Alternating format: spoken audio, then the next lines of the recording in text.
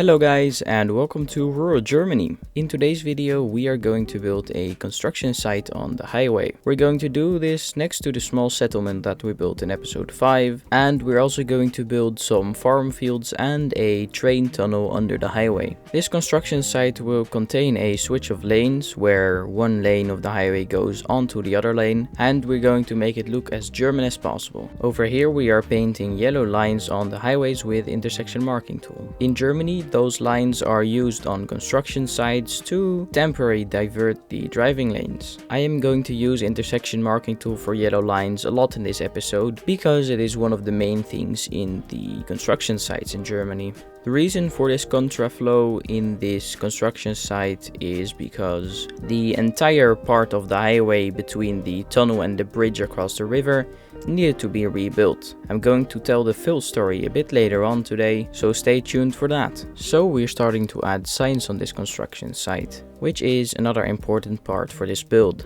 We're starting with a sign that announces the contraflow, and then we continue with a lot of bollards that basically warn for the edge of the temporary lanes. So you see I'm also building one lane that is not going on the other highway side. This lane is for big trucks because they most likely won't be able to make the sharp turn onto the other highway side. This is very common in Germany, at least in the construction sites that I've driven through, and I really wanted to implement that because it just gives the construction site another level of detail. Over here we are adding warning signs for the construction site, followed by speed signs that gradually reduce the speed to 60 kilometers an hour. So let me tell you the story of the construction site.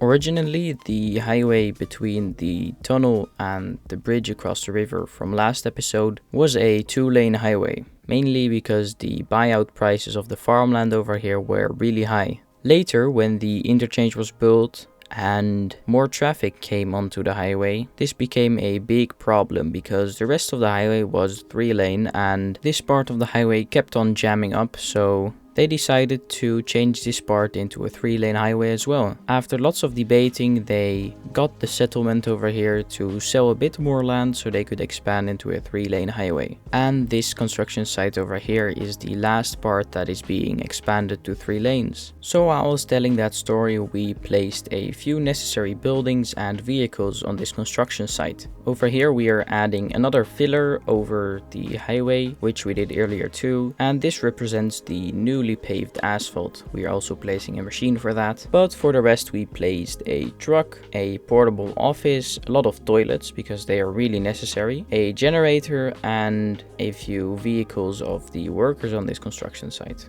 We also added some road wear decals a few seconds ago, which make the road that the office and the vehicles stand on really look like it's older and that needs to be replaced yet. Over here we are adding a fallen bollard that was driven over by one of the machines that was going to the other side of the construction site. This is so common in all of these construction sites. People that accidentally drive over one of the bollards or the workers being uncautious and knocking one over. This time it was the workers' fault, but in real life it is really common to have normal highway users knock them over as well. While we are starting on the other side of the construction site, I need to tell you about a very big mistake that I made and am now fixing. I was so smart to not upgrade the contraflow side of the highway to a 2-lane road, but instead kept it as a 1-way highway road. When wanting to start the other side of the construction site, I realized this mistake and went on fixing that, which meant redoing all markings on this side of the highway. Nice. So yeah, as I said, I am now doing this part of the construction site and there's not much to say about that. So I'll see you guys in a minute.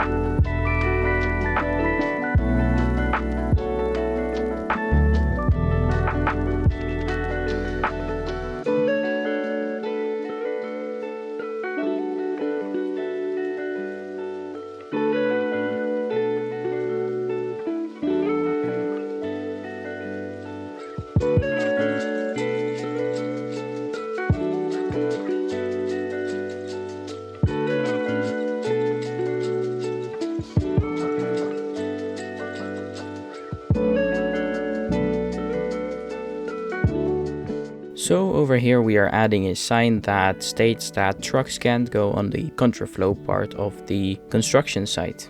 This because they probably won't manage to make the corner and the lanes are very narrow on the other side of the highway. And then we are adding some nature around the highway. I originally wanted to do this amount of detail on the entire length of the highway, but my potato wouldn't like that. So I decided to only mass detail the areas around the highway for the parts that we're actually building something special, like a construction site or a truck stop or just a highway exit. We're doing this by adding grass on the median between both highway sides and by adding mountain grass and the usual foliage around the highway. I feel like when I do something I need to do it good, so I won't just leave a construction site without any nature detailing around it. Most of these construction sites are usually in the middle of nowhere and they just take forever to finish because they are that far away from all cities, and the tree and grass detailing around it really gives it the next level of realism.